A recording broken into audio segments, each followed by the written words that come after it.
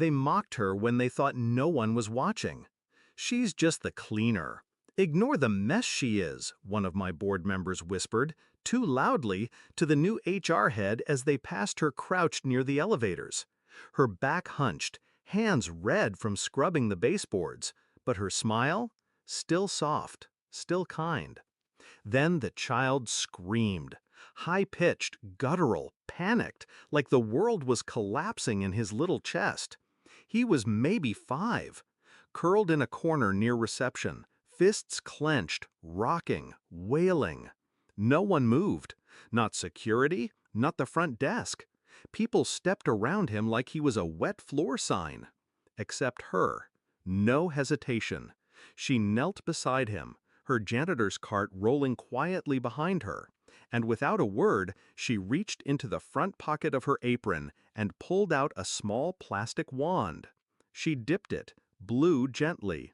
Bubbles floated up between them, catching the light like glass orbs. The boy gasped. The screaming stopped. He reached, laughed, popped them. A few floated onto my shoulder. I was watching from the mezzanine, behind glass, silent.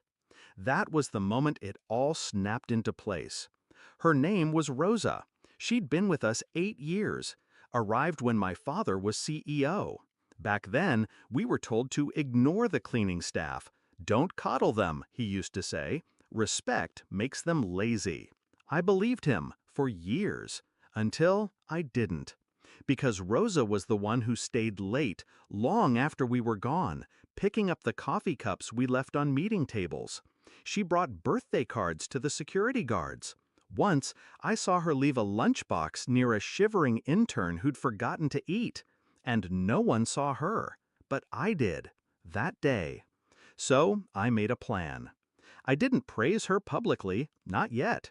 That would tip my hand. Instead, I started asking quiet questions.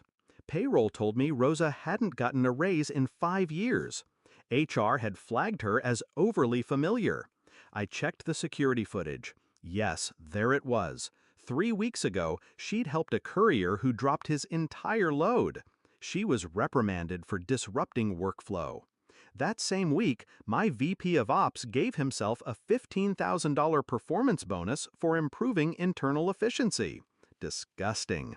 I could have yelled. I could have fired half the board. But I didn't shout.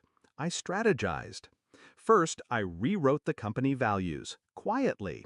We'd been due for a rebrand anyway. The new motto?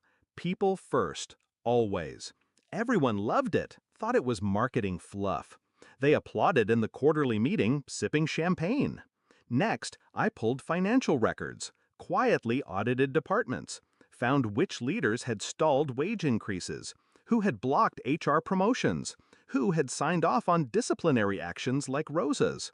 I built my list. And then, 4 days after Rosa blew those bubbles, I called a company-wide meeting. Mandatory. All floors, cameras on, no excuses.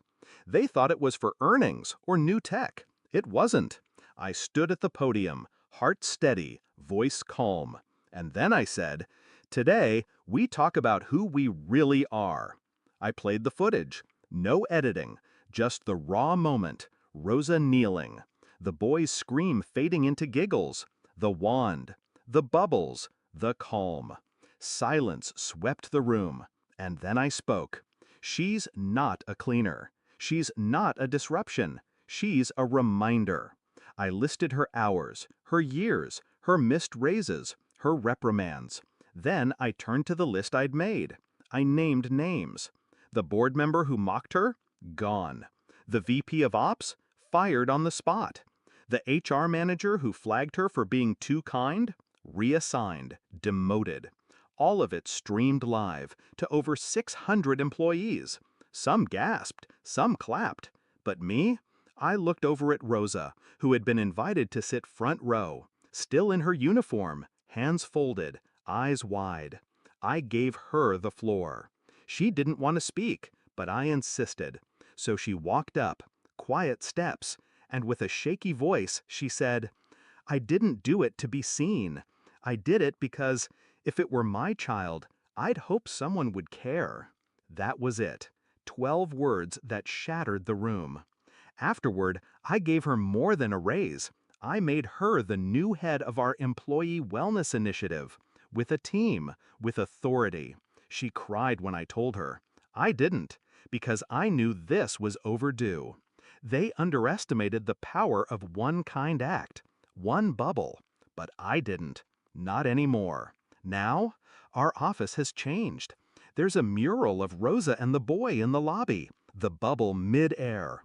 Staff now have kindness hours. A portion of bonuses are tied to peer-voted impact, not just numbers.